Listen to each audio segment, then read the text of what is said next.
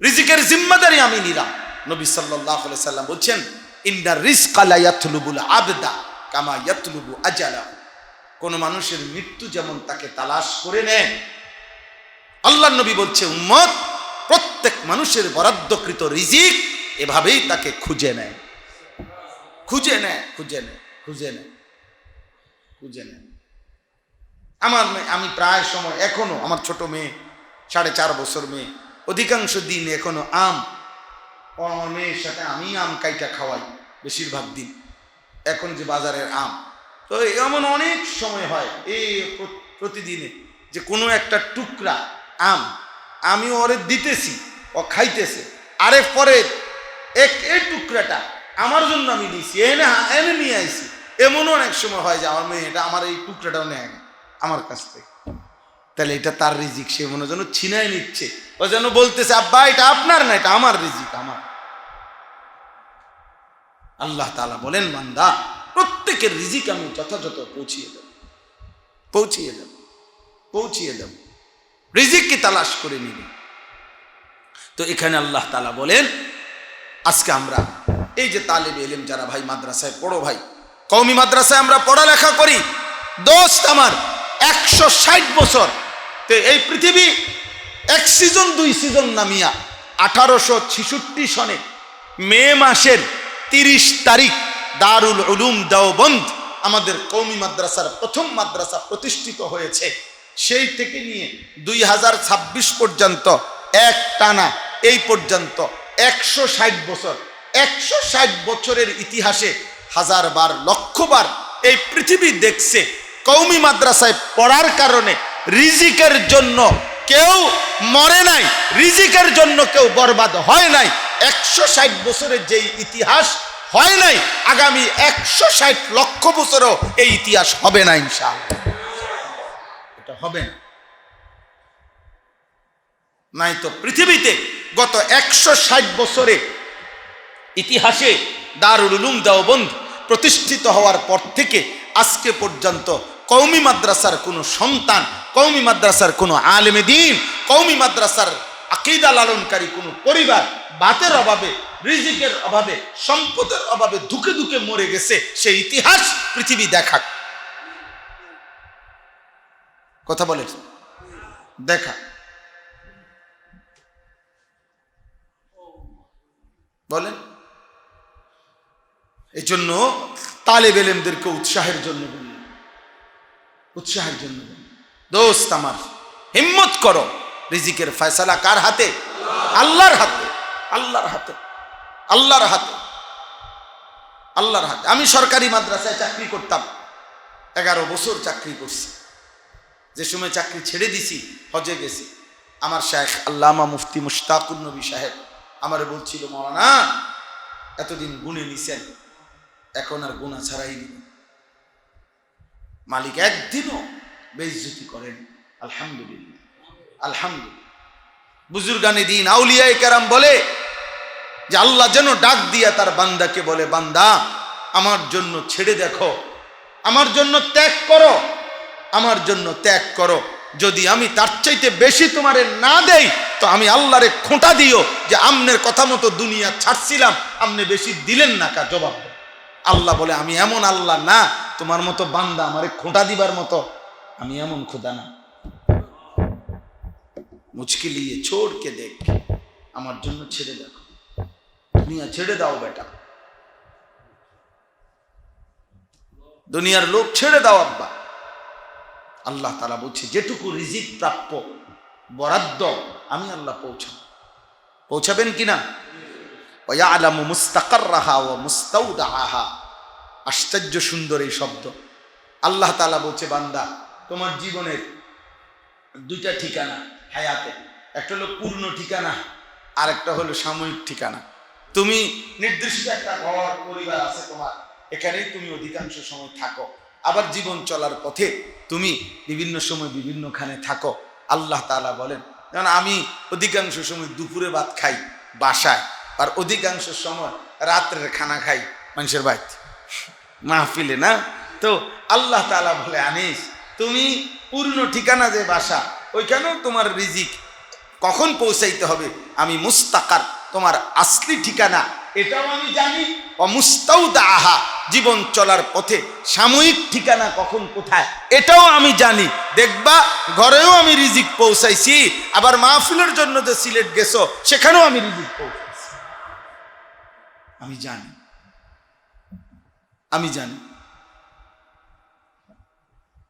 ইয়ালামু মুস্তাকাররাহা ওয়া মুস্তাউদাহা।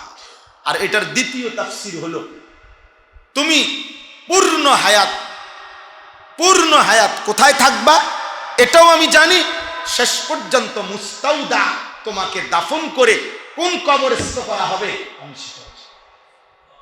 কোন কবরের মাটিতে তুমি ঢুকবা আমি সেই পর্যন্ত সেটাও জানি। অতএব তুমি ঘাবড়াইও না। তুমি বাড়ির থাকলেও আমি রিজিক দেব, সৌদি আরব থাকলেও রিজিক দেব, মুরাদনগর থাকলেও রিজিক দেব, চিটাং থাকলেও রিজিক।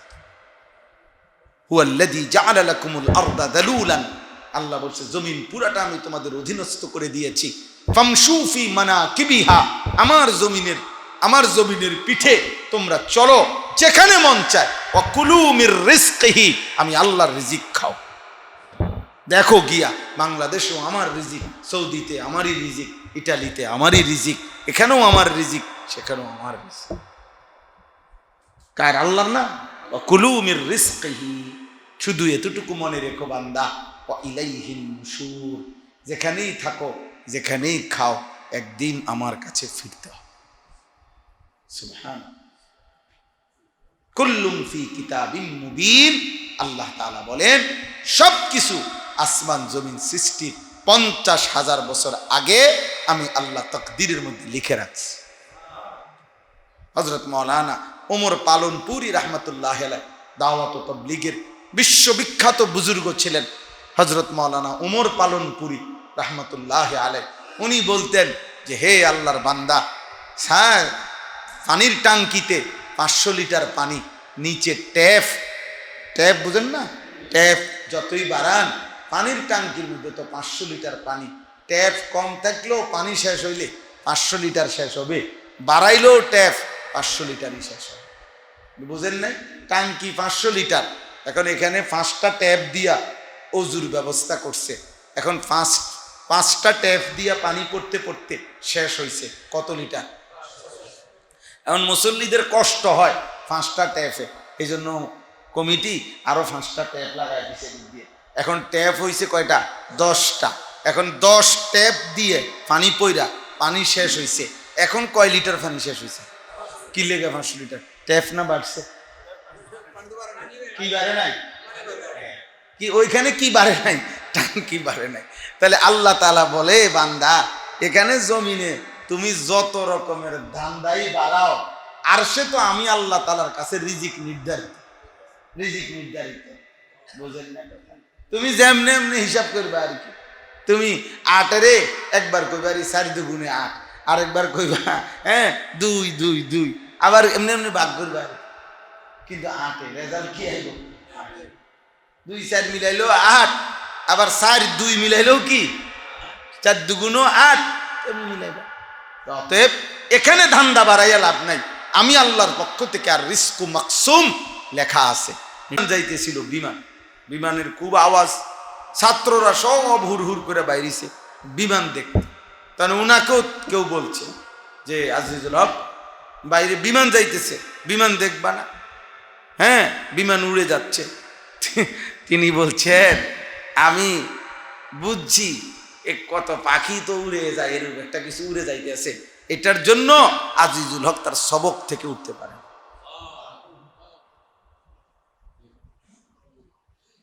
তখন নতুন বিমান দেখছে সবাই। এই জন্য মনোযোগ জরুরি, ইলমের জন্য আন্তরিকতা জরুরি।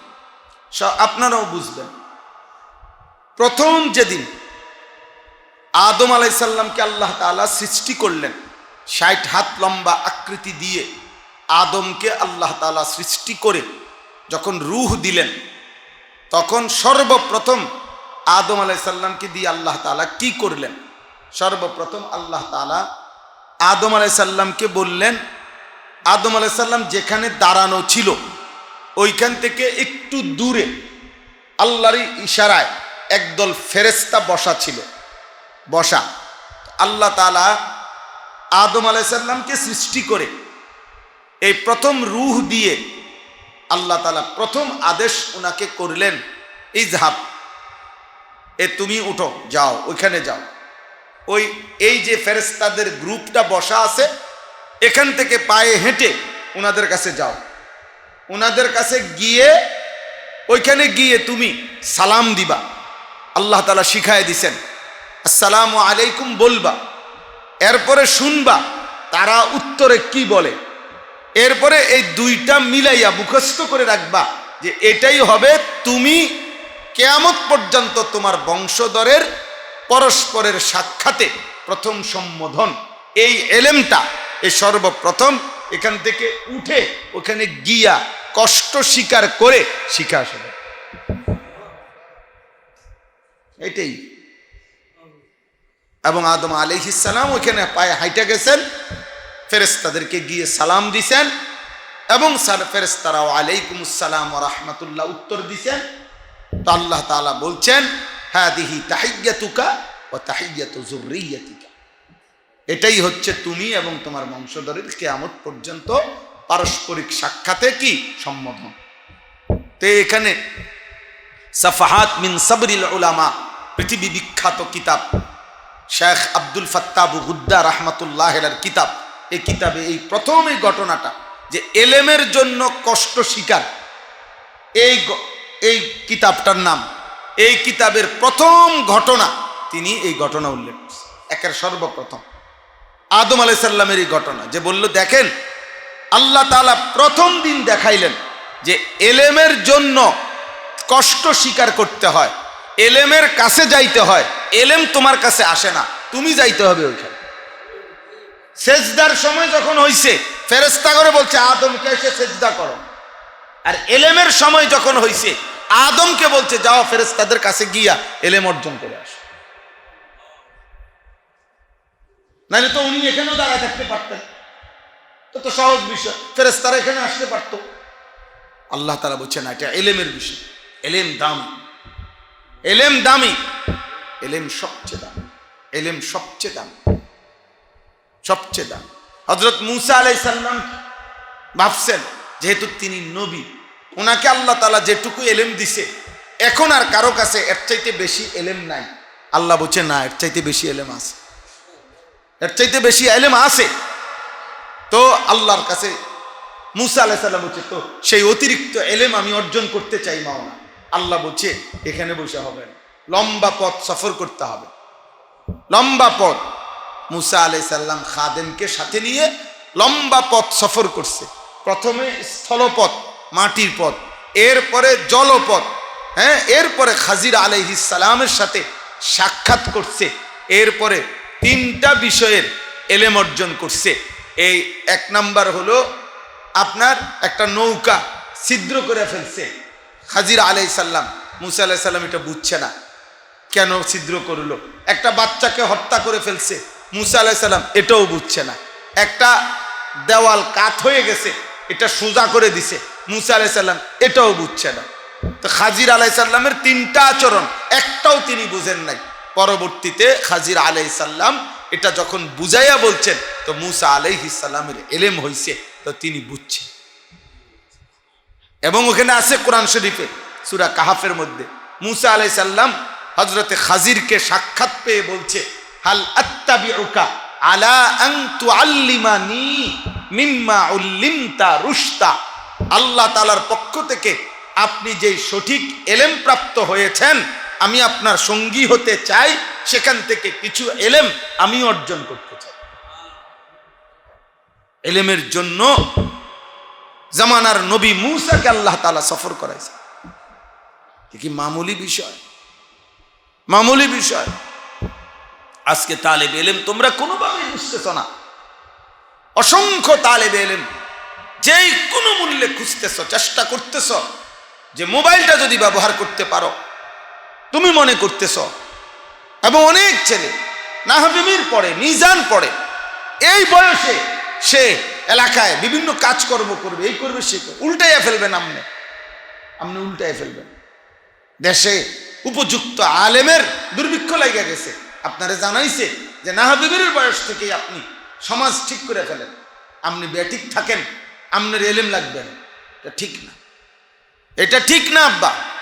আমি বলছি, আমার সাফ কথা, তালেব এলেম ভাই তোমাদেরকে বলি, প্রয়োজনে পিছনের কাজ, সবার মেধা, সবার মুখস্থ শক্তি, সবার বুঝ শক্তি এক হবে না, এক হবে না। এটা আল্লাহরই ফয়সালা। সব কিছু তাকদিরে নির্ধারণ করা আছে কিনা?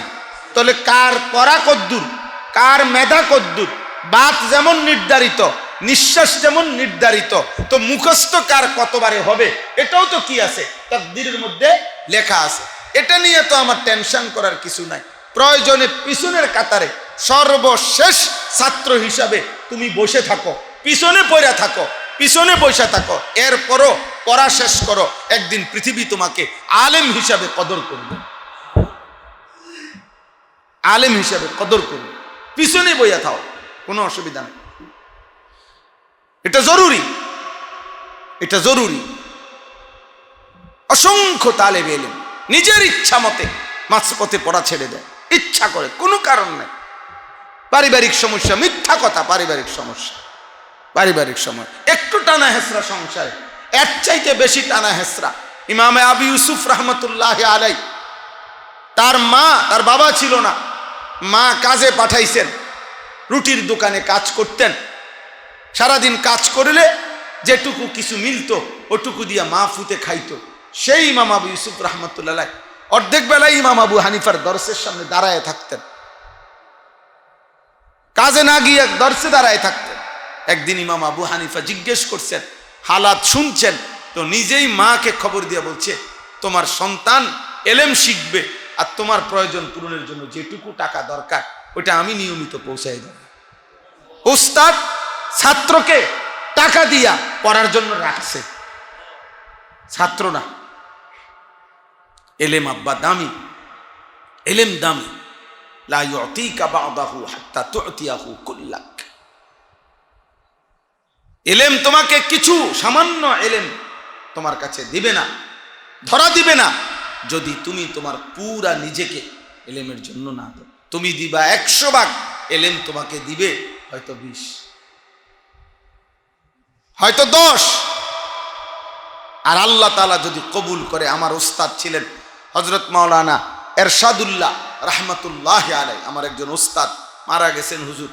জোহরের নামাজ পড়ে মসজিদে বসে বসে তাসবিহ পড়তেছিলেন, ঘুরাইয়া পড়ছে, সন্ধ্যা হইতে হইতেই মারা গেছে। তো খুব আল্লাহওয়ালা মানুষ ছিলেন। ওই উস্তাদ বলতেন যে আল্লাহ তাআলা যার এলেম যতটুকু কবুল করছেন, আল্লাহ তাআলা তাকে দিয়া খেদমত ব্যস্ততাও নিছেন ততটুকু। এজন্য আল্লাহ তাআলা কবুল করলে এই অল্প পড়াই, বলে আমি পিছনের সবচেয়ে পিছনে ছাত্র ছিলাম, ক্লাসের শেষ ছাত্র ছিলাম, কোনো অসুবিধা নাই আব্বা। আল্লাহ যদি গ্রহণ করে তো ক্লাসের এই শেষ ছাত্র একদিন তোমাকে দিয়ে সারা আলমের কাজ দেবে ইনশাআল্লাহ। হযরত জি মাওলানা ইলিয়াস রহমতুল্লাহ আলাই, দাওয়াত ও তাবলীগের মুরব্বী যিনি ছিলেন, ইলিয়াস রহমতুল্লাহর জীবনী যেই কোনো তালেবে এলেম পড়ে দেখো, দ্বীনি দাওয়াত কিতাব আছে ওনার জীবনীর উপরে। সৈয়দ আবুল হাসান আলী নদভী রহমতুল্লাহ এই কিতাব লিখছেন, ওখানে স্পষ্ট আছে হযরত মাওলানা ইলিয়াস রহমতুল্লাহ পুরা ছাত্র জীবন, পুরাটা জীবন, ছাত্র জীবনটা অসুস্থ ছিলেন, অসুস্থ ছিলেন। কখনো সপ্তাহ, 15 দিন, 20 দিন, মাসকে মাস তিনি বিছানায় পড়ে থাকতেন। ওনার প্রচন্ড মাথা ব্যথা ছিল, প্রচন্ড, উনি উঠতেই পারতেন না, সোজা হইয়া বসতেই পারতেন না। এরপরে ডাক্তার কবিরাজ এমন চিকিৎসা দিছিল যে 7 বছর পর্যন্ত হযরত মাওলানা ইলিয়াস রহমতুল্লাহ আলাইহি শুধু জীবন ধারণের মতো একটু একটু পানি পান করতেন, অতিরিক্ত পানি পান করতেন না। কবিরাজ এমন নিষেধ করে দিছিল, হাকিম। এইভাবে কোনো রকম অসুস্থ অবস্থায় তিনি জীবনটা, পড়ালেখার জীবনে পড়ে থাকতেন দরজগাহের পাশে। ওনার ভাই ছিল, মানে ইলিয়াস রহমতুল্লাহ আলাইহির আপন ভাই হলো হযরত মাওলানা ইয়াহইয়া কান্দলভি রহমতুল্লাহ আলাইহি, শেখুল হাদিস হযরত মাওলানা জাকারিয়া রহমতুল্লাহর আব্বা। ইলিয়াস রহমতুল্লাহর কি ভাই? হ্যাঁ, ইলিয়াস রহমতুল্লাহর ভাতিজা হলো কে? জাকারিয়া রাহমাতুল্লাহ আলাইহি ফাজাইলে আমাল যিনি লিখছেন, তো ইয়াহইয়া কান্দলভী রাহমাতুল্লাহ আলাইহি দেখতেন, উনিও পড়তেন। যখনই ইলিয়াস রাহমাতুল্লাহ আলাইহি একটু শরীরটা ভাল লাগতো তো কিতাব খুললে বসতেন। সাথে সাথে হযরত মাওলানা ইয়াহইয়া কান্দলভী ওনার বড় ভাই, উনি বলতেন, ইলিয়াস আরে কদ্দুর পয়রা কি লাভ, তুমি তো অসুস্থই পয়রা থাকো, ফয়রা আর কি করবা। তিনি তখন বলতেন, ভাইয়া আমিও বুঝছি আমারে দিয়া কিছু হবে না ভাই, আমি অসুস্থ, ফয়রা আমারে দিয়া কোনো লাভ হইতো না, এটা আমি বুঝছেই চিন্তা করছি, পয়রা যেহেতু আমার কি লাভ, তো না ফয়রাই বা আমার কি লাভ, তার চাইতে কদ্দুর পড়ি, ফয়রাই তো আমিও বুঝছি আমারে দিয়া কিচ্ছু হইতো না, তো না ফয়রাও তো আমারে দিয়া কিছু হইতো না, তার চাইতে যে দূর কুলা এদুর কুদুর পড়ি। এই মানুষটাকে দিয়ে আল্লাহ তাআলা সারা পৃথিবীর কাজ দিছে। তো মালিক যখন চায় তো খড়কুটাও কাজ করে, আল্লাহ যখন চায় না তখন পাহাড়ও গলে গলে মাটি হয়ে যায়, মাটি হয়ে যায়। এজন্য দোস্ত আমার, বাপ আমার, আপনাদেরকেও বলি, আপনারাও আপনাদের যার সামনে যে প্রত্যেকে দ্বীনের জন্য, এলেমের জন্য, কোরআন সুন্নাহর দ্বীন শেখার জন্য, আপনাদের জায়গায় 90 বছরের বুড়া মানুষ, আপনিও দ্বীন শিখতে চেষ্টা করেন। এলেম দাম, এলেম দাম, এলেম দাম। ইমানদার মুসলমানের জন্য এলেম তলব করা ফরজ, ফরজ।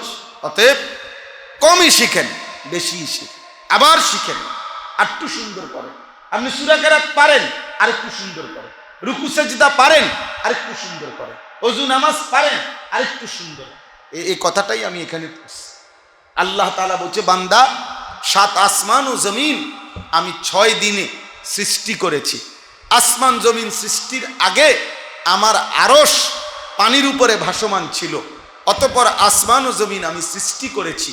আল্লাহ বলেন, এই আসমান এই জমিন 6 দিনে যা আমি সৃষ্টি করেছি, গোটা কায়নাত আমি আল্লাহ নিজের হাতে আমি সাজাইছি। এই আসমান, এই জমিন, চন্দ্র, সূর্য, গ্রহ, নক্ষত্র, গাছপালা, তরু লতা সব আমি আল্লাহ তাআলা সাজিয়েছি। আল্লাহ বলে, কেন জানো? লিয়াবলুয়াকুম আইয়ুকুম আহসানু আমালা। আমি দেখতে চাচ্ছি বান্দা তোমার আমল কতটা সুন্দর হয়, তোমার আমল কতটা সুন্দর হয়। সুন্দর একটা দুনিয়া সাজাইয়া তোমার কাছ থেকে আমি সুন্দর ইবাদত চাচ্ছি। নামাজ যেন তোমার সুন্দর হয়, রোজা যেন তোমার সুন্দর হয়, রুকু যেন তোমার সুন্দর হয়, সেজদা যেন তোমার সুন্দর হয়, জিকির যেন তোমার সুন্দর হয়, আল্লাহর কাছে মুনাজাত যেন সুন্দর হয়, যাকাত যেন সুন্দর হয়, হজ যেন সুন্দর হয়। আহসান আহসান আহসান। আমি আল্লাহ পুরা জীবন তোমার আমলের সৌন্দর্য দেখতে চাচ্ছি, এজন্য দুনিয়া বানাইছি, তোমারও বানাইছি। এজন্য মাদ্রাসার পরিবেশে মাহফিলে আপনাদেরকে এটা বললাম।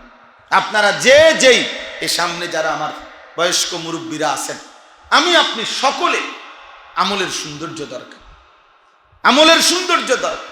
কেউ দয়া করে যে যেই আমলের উপরে আছেন, এই আমলের উপরে যে যারা নিয়মিত নামাজ পড়েন, আপনি বর্তমানের অবস্থার উপরে সন্তুষ্ট হয়েন না, তৃপ্ত হয়েন না, যে না আমার আর শিখার কিছু নাই, আমার আর জানার কিছু নাই, আমার আর সুন্দর করার কিছু নাই।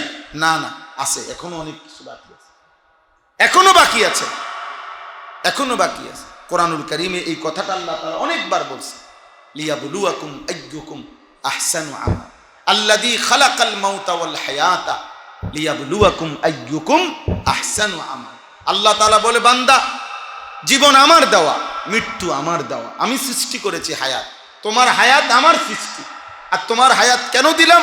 লিয়াবলুয়াকুম, পরীক্ষা করার জন্য আমল কতটা সুন্দর। আবার দুনিয়া, এখানে আল্লাহ বললেন, অহুয়াল্লাযী খালাকাস সামাওয়াতি ওয়াল আরদা ফি সিত্তাতি আইয়ামিন ওয়া কানা আরশুহু আলাল মা লিয়াবলুয়াকুম আইয়ুকুম আহসানু আমালা। দুনিয়া, আসমান ও জমিন আমি 6 দিনে বানাইছি। কেন বানাইছি? লিয়াবলুয়াকুম, তোমাদেরকে পরীক্ষা করার জন্য, তোমাদের আমল কতটা সুন্দর। তোমার হায়াতও দিছি আমলের সৌন্দর্যের জন্য, গোটা দুনিয়াও সৃষ্টি করেছি তোমার আমলের সুন্দরের জন্য। সূরা কাহাফের মধ্যে আছে, ইন্না জাআলনা মা আলাল আরদি জিনাতাল লাহা লিনাবলুয়াহুম আইয়ুহুম আহসানু আমালা। আল্লাহ তাআলা বলেন এই গোটা পৃথিবী সৌন্দর্যময় করে আমি বানিয়েছি। কেন বানাইছি? লিনাবলুয়াহুম, আমার বান্দাদেরকে পরীক্ষা করার জন্য। আইয়ুহুম আহসানু আমালা, আমল কতটা সুন্দর। জীবনের মাকসাদ ইবাদত, জীবনের মাকসাদ ইবাদত, জিন্দেগির মাকসাদ আমলের সৌন্দর্য, আমলের সৌন্দর্য। এখানে কোনোভাবে আমরা প্রত্যেকে এই যে ইসলাহি মাহফিল, মাকসাদ কি? আমার জিন্দেগির আরো সৌন্দর্য, আরো সংশোধন, আরো সংশোধন, আরো সংশোধন। হযরত শুআয়ব আলাইহিস সালামের কথা এই সূরা হুদের মধ্যে আছে। আমি যেই সূরার আয়াত পড়ছি, উনি বলতেন ইন উরিদু ইল্লাল ইসলাহা মাস্তাতাতু, হে আমার জাতি, দিবানিশি তোমাদেরকে যে আমি আল্লাহর দিকে ডাকি, এর একটাই উদ্দেশ্য, আর কোনো উদ্দেশ্য নয়, শুধুই আমার সবটুকু সাধ্য দিয়ে ইসলাহ, তোমাদের সংশোধন। এই যে ইসলাহি মাহফিল, ইসলাহ, উম্মতের সংশোধন। প্রত্যেক নবীর ফিকির ছিল উম্মতের ইসলাহ। উম্মতের কি? ইসলাহ। উম্মতের ইসলাহ, মানুষের ইসলাহ। ফাত্তাকুল্লাহ ওয়া আসলিহু যাতা বাইনিকুম। আল্লাহ তাআলা বলে আল্লাহকে ভয় করো, নিজেদের মধ্যে ইসলাহ করো। ইন্নামাল মুমিনুনা ইখওয়া ফাআসলিহু বাইনা আখাওয়াইকুম। এক কথা, নিশ্চয়ই সমস্ত মুমিনগণ ভাই ভাই, এক ভাই আরেক ভাইয়ের ইসলাহ করো। আল্লাহ বলছে ইসলাহ করো, সংশোধন করো, ঠিক করো।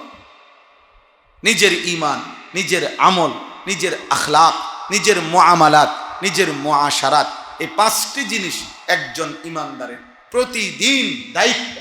ওই ভাই মাশাআল্লাহ পুরা সময় মোবাইলের ইসলাহ করতেছে। এই দেখেন, অনেকের সৌভাগ্য এটা যে অনেকে আলহামদুলিল্লাহ মোবাইলের প্রচন্ড ইসলাহ করে, নিজের ইসলাহ করে। অনেকের দুর্ভাগ্য এটা।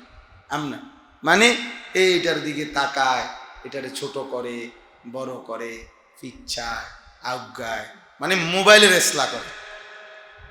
কার ইসলাহ করে? মোবাইল। মোবাইলের মধ্যে যেন ক্লিয়ার, সুন্দর, পরিষ্কার ওঠে, কারণ উনি মানুষের হেদায়েত করেন, অথচ নিজের ইসলাহ দরকার। নিজের ইসলাহ, ইসলাহে নফস, আত্মসংশোধন, তাজকিয়ায়ে নফস, আত্মসংশোধন।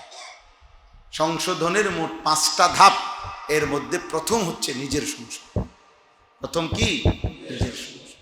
কু আনফুসাকুম আলাইকুম আনফুসাকুম ওয়াসতাবির আলাইহা লা তুকাল্লাফু ইল্লা নাফসাকা। সব অর্থ নিজেকে সংশোধন করা, নিজেকে সংশোধন, নিজেকে ঠিক করা, ঠিক করা। আপনি এখন রেকর্ড করে পরে বাইক গিয়ে আমার ওয়াজ শুনবেন, এখন আপনি বই থেকে শুনতে অসুবিধা কি? কারণ আমি আসছি না এখানে, বলেন। হ্যাঁ না হুজুর, আরেকজনের জন্য উড়াইতে আসি, আরেকজনের আপনি বহাই, আপনি হেনে যান, ওনারা আইতে কম। দুটোটাই অনর্থক চিন্তা। আল্লাহ আমাদেরকে হেফাজত করেন। জি ভাই, তো এখানে আছে, আমি শুধু একটা কথা বলার জন্য এই 2টা আয়াত পড়ছি, এর মধ্যে এক আয়াতের তর্জমা বলেই ফেললাম। মূলত আজকের এই পৃথিবীতে আমরা এই কথাটাই, ছোট্ট কথা শুধু বুঝাইতে চাই। আজকের এই পৃথিবীতে সমস্ত ইউরোপ এবং ইবাদত এবং বন্দিগি, ঈমান এবং ইসলাম যাদের জীবনে নাই, তাদের একটাই কথা যে জীবন মানে উপার্জন।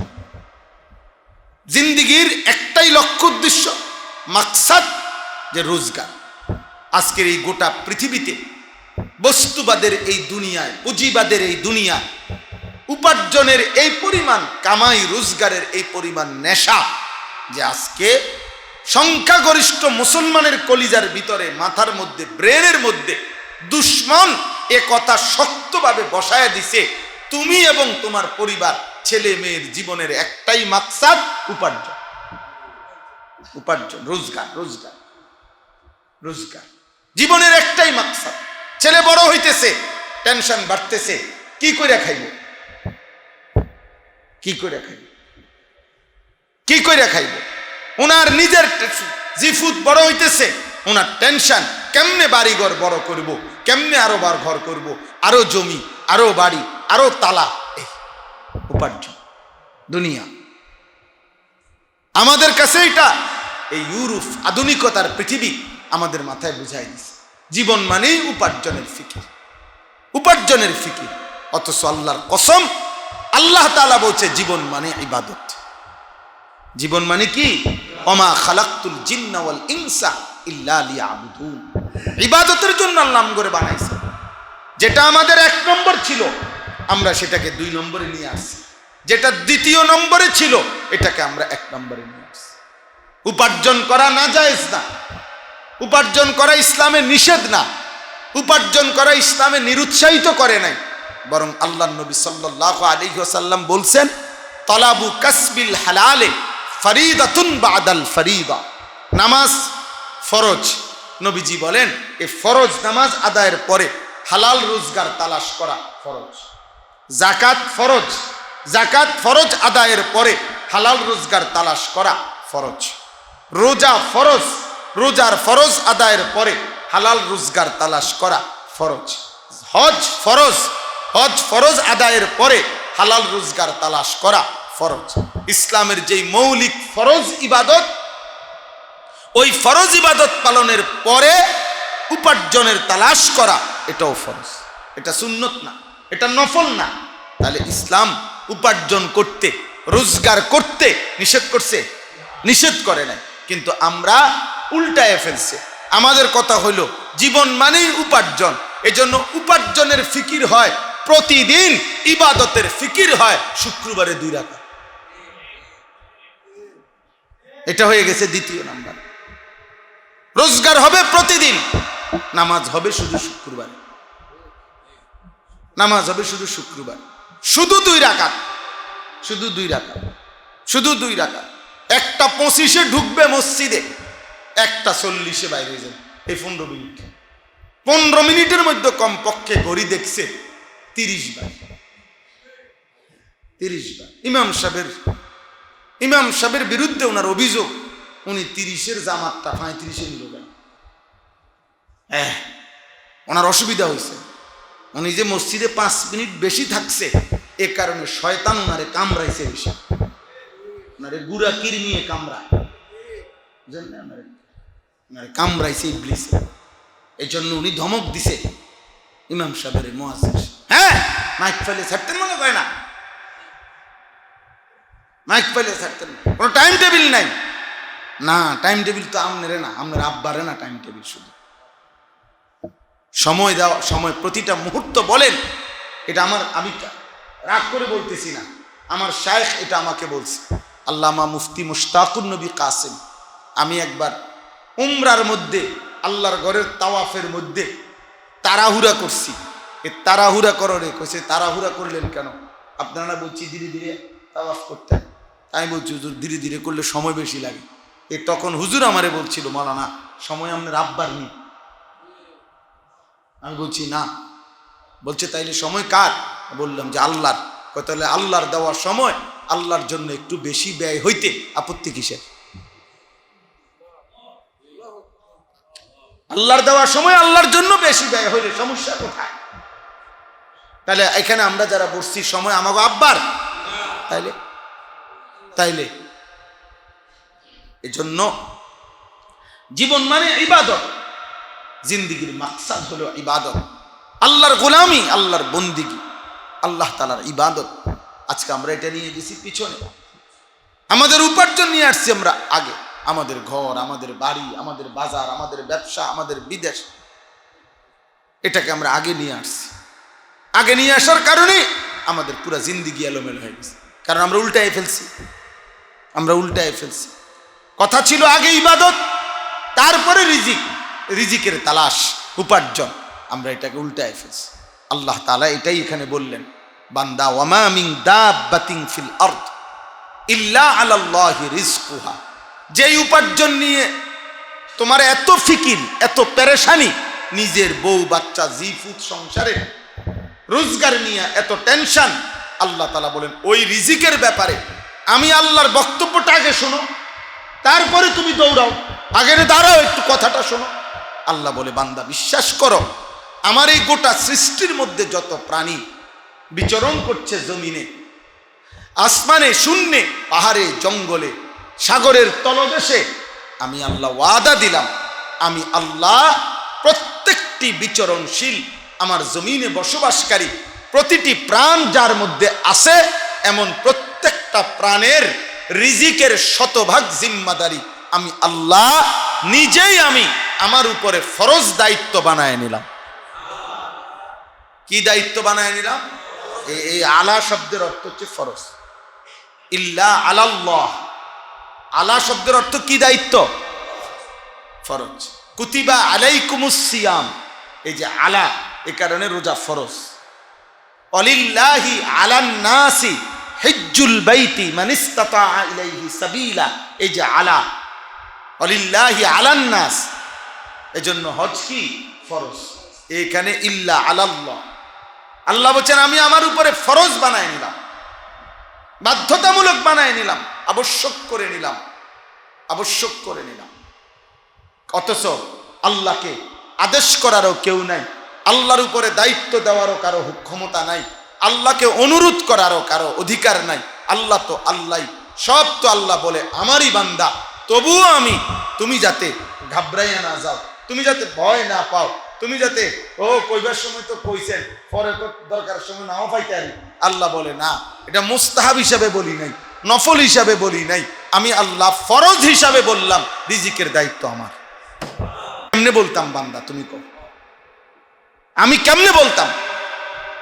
আল্লাহ তাআলা ভাঙ্গা বলছে নাহনু নারযুকুকুম ওয়া ইয়্যাহুম, তোমাকেও আমি রিজিক দেব, সন্তানদেরকেও আমি রিজিক দেব। আবার বলছে আচ্ছা আমার জিফুতের প্রতি বেশি টেনশন আগে, আমি খাইলে খাইলাম, না খাইলে নাই। আল্লাহ বলছে আচ্ছা ঠিক আছে, তাহলে আমি এইটাও বদলাইয়া কই, নাহনু নারযুকুহুম ওয়া ইয়্যাকুম, তা আমার সন্তানদেরকেও রিজিক দেব, তোমাকেও রিজিক দেব।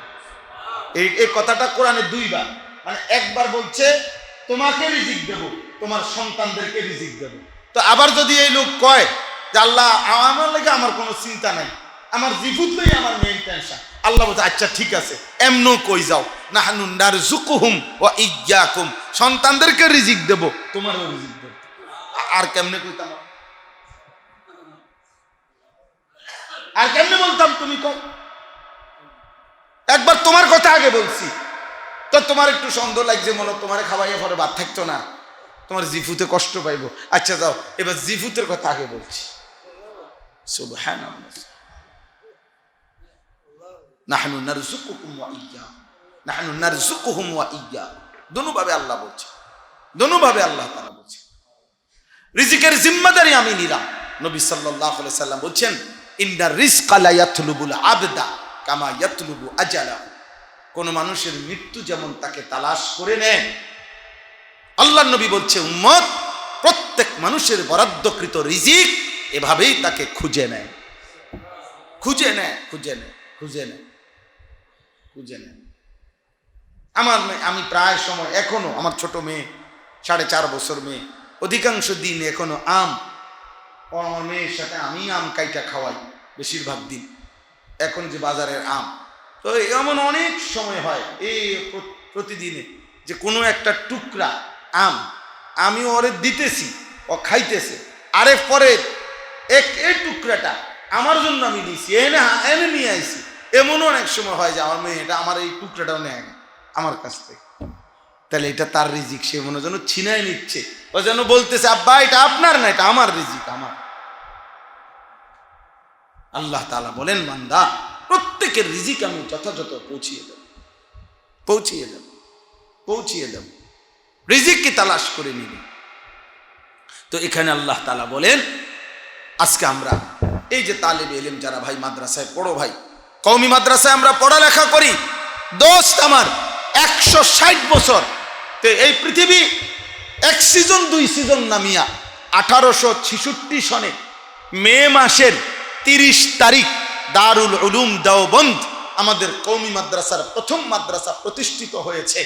সেই থেকে নিয়ে 2026 পর্যন্ত এক টানা এই পর্যন্ত 160 বছর, 160 বছরের ইতিহাসে হাজারবার লক্ষবার এই পৃথিবী দেখছে কওমি মাদ্রাসায় পড়ার কারণে রিজিকের জন্য কেউ মরে নাই, রিজিকের জন্য কেউ বরবাদ হয় নাই, 160 বছরের যেই ইতিহাস হয় নাই, আগামী 160 লক্ষ বছরও এই ইতিহাস হবে না ইনশাআল্লাহ। এটা হবে না। নাই তো পৃথিবীতে গত 160 বছরে ইতিহাসে দারুল উলুম দেওবন্দ প্রতিষ্ঠিত হওয়ার পর থেকে আজকে পর্যন্ত কওমি মাদ্রাসার কোনো সন্তান, কওমি মাদ্রাসার কোনো আলেমে দ্বীন, কওমি মাদ্রাসার আকীদা লালনকারী কোনো পরিবার ভাতের অভাবে, রিজিকের অভাবে, সম্পদের অভাবে ধুকে ধুকে মরে গেছে, সেই ইতিহাস পৃথিবী দেখাক। কথা বলে দেখা বলেন। এই জন্য তালেব ইলমদেরকে উৎসাহের জন্য বলি, উৎসাহের জন্য বলি, দোস্ত আমার হিম্মত করো। রিজিকের ফয়সালা কার হাতে? আল্লাহর হাতে, আল্লাহর হাতে, আল্লাহর হাতে, আল্লাহর হাতে। আমি সরকারি মাদ্রাসায় চাকরি করতাম, 11 বছর চাকরি করছি।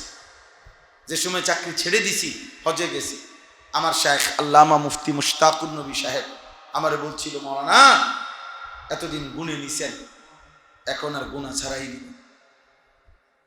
মালিক একদিনও বেইজ্জতি করেন। আলহামদুলিল্লাহ, আলহামদুলিল্লাহ। বুজুর্গানে দিন আউলিয়ায়ে কেরাম বলে যে আল্লাহ যেন ডাক দিয়া তার বান্দাকে বলে, বান্দা আমার জন্য ছেড়ে দেখো, আমার জন্য ত্যাগ করো, আমার জন্য ত্যাগ করো। যদি আমি তার চাইতে বেশি তোমারে না দেই তো আমি আল্লাহরে খোঁটা দিও যে আমনের কথা মতো দুনিয়া ছাড়ছিলাম, আমনে বেশি দিলেন না, কা জবাব। আল্লাহ বলে আমি এমন আল্লাহ না, তোমার মতো বান্দা আমারে খোঁটা দিবার মতো আমি এমন খোদা না। মুচকি লিয়ে ছোড় কে দেখ, আমার জন্য ছেড়ে দেখো, দুনিয়া ছেড়ে দাও বেটা, দুনিয়ার লোক ছেড়ে দাও আব্বা। আল্লাহ তাআলা বলছে যেটুকু রিজিক প্রাপ্য বরাদ্দ আমি আল্লাহ পৌঁছাবেন কিনা? ওয়ায়ালামু মুস্তাকাররাহা ওয়া মুস্তাউদাআহা। আশ্চর্য সুন্দর এই শব্দ। আল্লাহ তাআলা বলছে, বান্দা তোমার জীবনের 2টা ঠিকানা হায়াতে, একটা হলো পূর্ণ ঠিকানা, আর একটা হলো সাময়িক ঠিকানা। তুমি নির্দিষ্ট একটা ঘর পরিবার আছে তোমার, এখানেই তুমি অধিকাংশ সময় থাকো। আবার জীবন চলার পথে তুমি বিভিন্ন সময় বিভিন্নখানে থাকো। আল্লাহ তাআলা বলেন, যেমন আমি অধিকাংশ সময় দুপুরে ভাত খাই বাসায়, আর অধিকাংশ সময় রাত্রের খানা খাই মানুষের বাড়িতে, মাহফিলে না। তো আল্লাহ তাআলা বলে, আনিস তুমি পূর্ণ ঠিকানা যে বাসা, ওইখানেও তোমার রিজিক কখন পৌঁছাইতে হবে আমি মুস্তাকার, তোমার আসলি ঠিকানা এটাও আমি জানি। মুস্তাউদাআহা, জীবন চলার পথে সাময়িক ঠিকানা কখন কোথায় এটাও আমি জানি। দেখবা ঘরেও আমি রিজিক পৌঁছাইছি, আবার মাহফিলের জন্য যে সিলেট গেছো সেখানেও আমি রিজিক পৌঁছাইছি। আমি জানি, আমি জানি। ইয়ালামু মুস্তাকাররাহা ওয়া মুস্তাউদাআহা। আর এটার দ্বিতীয় তাফসীর হলো, তুমি পূর্ণ হায়াত কোথায় থাকবা এটাও আমি জানি। শেষ পর্যন্ত মুস্তাউদা, তোমাকে দাফন করে কোন কবরস্থ করা হবে আমি সেটা জানি। কোন কবরের মাটিতে তুমি ঢুকবা আমি সেই পর্যন্ত সেটাও জানি। অতএব তুমি ঘাবড়াইও না। তুমি বাড়িতে থাকলেও আমি রিজিক দেব, সৌদি আরব থাকলেও রিজিক দেব, মুরাদনগর থাকলেও রিজিক দেব, চিটাং থাকলেও রিজিক। হুয়াল্লাযী জাআলা লাকুমুল আরদা যালুলান, আল্লাহ বলছে জমিন পুরাটা আমি তোমাদের অধীনস্থ করে দিয়েছি। ফামশু ফি মানাকিবিহা, আমার জমিনের পিঠে তোমরা চলো যেখানে মন চায়। ওয়া কুলু মির রিজকিহি, আমি আল্লাহর রিজিক খাও। দেখো গিয়া বাংলাদেশেও আমার রিজিক, সৌদিতে আমারই রিজিক, ইটালিতে আমারই রিজিক, এখানেও আমার রিজিক, সেখানেও আমার রিজিক। কার? আল্লাহর না। ওয়া কুলু মির রিজকিহি, শুধু এতটুকু মনে রেখো বান্দা, ওয়া ইলাইহিন নুশুর, যেখানেই থাকো যেখানেই খাও একদিন আমার কাছে ফিরতে হবে। সুবহান। কুল্লুম ফি কিতাবিম মুবিন। আল্লাহ তাআলা বলেন সবকিছু আসমান জমিন সৃষ্টির 50,000 বছর আগে আমি আল্লাহ তাকদীরের মধ্যে লিখে রাখছি। হযরত মাওলানা ওমর পালনপুরি রাহমাতুল্লাহ আলাইহি দাওয়াত ও তাবলীগের বিশ্ববিখ্যাত বুজুর্গ ছিলেন। হযরত মাওলানা উমর পালনপুরি রহমতুল্লাহ আলাইহি উনি বলতেন যে হে আল্লাহর বান্দা, স্যার পানির ট্যাঙ্কিতে 500 লিটার পানি, নিচে ট্যাপ বুঝেন না, ট্যাপ যতই বাড়ান পানির ট্যাঙ্কির মধ্যে তো 500 লিটার পানি, ট্যাপ কম থাকলেও পানি শেষ হইলে 500 লিটার শেষ হবে, বাড়াইলেও ট্যাপ 500 লিটারই শেষ হবে। বুঝেন নাই? ট্যাঙ্কি 500 লিটার, এখন এখানে 5টা ট্যাপ দিয়া অজুর ব্যবস্থা করছে, এখন 5টা ট্যাপ দিয়া পানি পড়তে পড়তে শেষ হয়েছে কত লিটার? এখন মুসল্লিদের কষ্ট হয় 5টা ট্যাপে, এই জন্য কমিটি আরো 5টা ট্যাপ লাগাই দিছে দিয়ে, এখন ট্যাপ হয়েছে কয়টা? 10টা। এখন 10 ট্যাপ দিয়ে পানি পইরা পানি শেষ হয়েছে, এখন কয় লিটার পানি শেষ হয়েছে? কি লেগে 500 লিটার? ট্যাপ না বাড়ছে? কি বাড়ে নাই? কি ওইখানে কি বাড়ে নাই? টাঙ্কি বাড়ে নাই। তাহলে আল্লাহ তাআলা বলে, বান্দা এখানে জমিনে তুমি যত রকমের ধান্দাই বাড়াও, আরশে তো আমি আল্লাহ তাআলার কাছে রিজিক নির্ধারিত। বুঝেন না কথা? তুমি যেমনি এমনি হিসাব করবে আর কি। তুমি 8-এ একবার কইবা 4 দুগুণে 8, আরেকবার কইবা 2 2 2, আবার এমনি এমনি ভাগ করবা, কিন্তু 8-এ রেজাল্ট কি আইব? 2 4 মিলাইলো 8, আবার 4 2 মিলাইলেও কি 4 দুগুণও 8 এমনি মিলাইবা। অতএব এখানে ধান্দা বাড়াইয়া লাভ নাই। আমি আল্লাহর পক্ষ থেকে আর রিজকু মাকসুম লেখা আছে, নির্ধারণ করা আছে, কুল্লুম ফি কিতাবিম মুবিন। এজন্য সর্বশেষ কথা এটাই, আল্লাহ তাআলা আমাদেরকে এটাই বলতে চাইছেন, বান্দা আমি আল্লাহ তাআলা বলতে চাই জীবন মানে ইবাদত। আর বেঈমানরা বলতে চায়, দুনিয়ার লোভীরা বলতে চায়, শয়তানের দোসররা বলতে চায় জীবন মানে রোজগার, উপার্জন। কোরআন থেকে এবার শুনে, আল্লাহ তাআলা কোরআনে বলছে, আশ-শাইতানু ইয়াইদুকুমুল ফাকরা ওয়া ইয়া'মুরুকুম বিস-সু'i ওয়াল ফাহশা। আল্লাহ তাআলা বলে শয়তানের ডিউটি, শয়তান প্রতিনিয়ত তোমাদেরকে ভয় দেখাচ্ছে আল ফাকরা, অভাবের, দারিদ্রতার। তাহলে শয়তান ভয় দেখায় দারিদ্রতার, আর আল্লাহ তাআলা উৎসাহিত করে যে রিজিকের দায়িত্ব আমি নিলাম। ফাফিররু ইলাল্লাহ, অতএব আল্লাহর দিকে ফিরে আসো। কার দিকে ফিরে আসো? এজন্য তালেবে ইলম আমরা নিয়ত করি যে কওমি মাদ্রাসায় জীবন মৃত্যু ইনশাআল্লাহ উলামায়ে দেওবন্দ আর আসলাফের পদতলেই আমরা জিন্দেগি কাটাবো ইনশাআল্লাহ। ইনশাআল্লাহ আপনাদের কাছে অনুরোধ, আপনারা আপনাদের পরিবারের ছেলে মেয়েদেরকে, সন্তানদেরকে দ্বীন শিখান, আল্লাহ চিনান, ইসলাম চিনান, ইবাদত চিনান।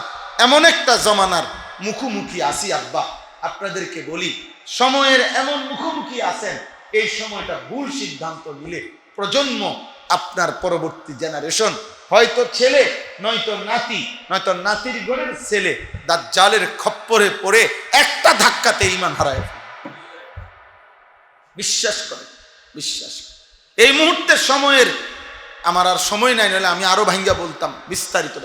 এই মুহূর্তের সময়ের দাবি, এই মুহূর্তের সময়ের দাবি আগামী প্রজন্মকে এই পরিমাণ মজবুত ঈমান শিখানো, এই পরিমাণ ঈমান, ইলম, তাকওয়া, ইবাদতের উপরে চেষ্টা করা। কারণ আগামীর সময়টা দাজ্জালের সময়, দাজ্জালের সময়। সামান্য থেকে সামান্য ধাক্কায় মানুষের ঈমান নড়বড় হয়েছে। নবীজি বলছেন, ইউসবিহুর রাজুলু মুমিনান ওয়া ইউমসি কাফির। সকালে মুমিন থাকবে, সন্ধ্যায় কাফের হবে। সন্ধ্যায় মুমিন হবে, সকালে কি হয়ে যাবে? কাফের হয়ে যাবে। ইয়াবিউ দীনাহু বিআরাদিন মিনাদ দুনিয়া। সামান্য একটু দুনিয়ার জন্য আল্লাহর নবী বলে লক্ষ কোটি কোটি ঈমানদার দিন বিক্রি করে ফেলে। অতএব মজবুত ইলম দরকার, মজবুত আমল দরকার, মজবুত তাকওয়া দরকার। উলামায়ে কেরামের সাথে জুড়ে থাকেন, একদম আপন ধরে রাখেন, জামাত ধরে রাখেন, হাত ধরে রাখেন। কোন আলেম দ্বীনকে এভাবে ধরে রাখেন, আল্লাহর কোরআনকে এভাবে ধরে রাখেন, আল্লাহকে এভাবে ধরে রাখেন, এভাবে ধরে রাখেন। কোনোভাবে কোনোভাবে নিজেদেরকে কোরআন, সুন্নাহ, ইলম, উলামা, আহলে ইলম, উলামায়ে কেরাম থেকে বিচ্ছিন্ন করবেন না। বলেন ইনশাআল্লাহ, বলেন ইনশাআল্লাহ। আল্লাহ তাআলা এই ইসলাহি মজলিস কায়েম রাখেন, দায়েম রাখেন। আল্লাহ তাআলা আপনাদের সবাইকে ঈমান আমলের বরকত দান করেন। আলহামদুলিল্লাহ রাব্বিল আলামিন। মাওলায়ে করিম আপনি মাফ করে দেন, রব্বে করিম আপনি মাফ করে দেন, ঈমান আমল দান করেন, সেজদা আল্লাহ তাকওয়া তহারত আপনি দান করেন। আল্লাহ জীবন সুন্দর করে দেন, জীবন সুন্দর করে দেন, জীবন সুন্দর করে দেন, জীবন সুন্দর করে দেন, তাকওয়া দান করে। আল্লাহ জীবন সুন্দর করে দেন, গুনাহ থেকে বাঁচবার হিম্মত দেন, আপনার বন্দিগি আর গোলামি করার তৌফিক দান করেন। আল্লাহ রিজিকের পেরেশানিতে আখিরাত ভুলায়া দিয়েন না রে মাওলা, আখিরাত ভুলায়া দিয়েন না, আখিরাত। আল্লাহ দুনিয়ার জন্য যেন আখিরাত ভুলে না যায়। আপনি দ্বীন দান করেন, ঈমান দান করেন। আল্লাহ সমস্ত কবরবাসীদেরকে মাফ করে দেন, অসুস্থ বিমারীদেরকে শিফা করে দেন, প্রত্যেকের কামাই রুজিতে হালাল বরকত দান করেন। আল্লাহ তালেব ইলম ছেলেগুলোকে আল্লাহ আপনি কবুল করেন। আল্লাহ এদেরকে দুনিয়া বাসা মুত্তাকি আরিফ রব্বানি বানিয়ে দেন, বা আমল আলেম দ্বীন বানিয়ে দেন। মানে আমার এই বাবা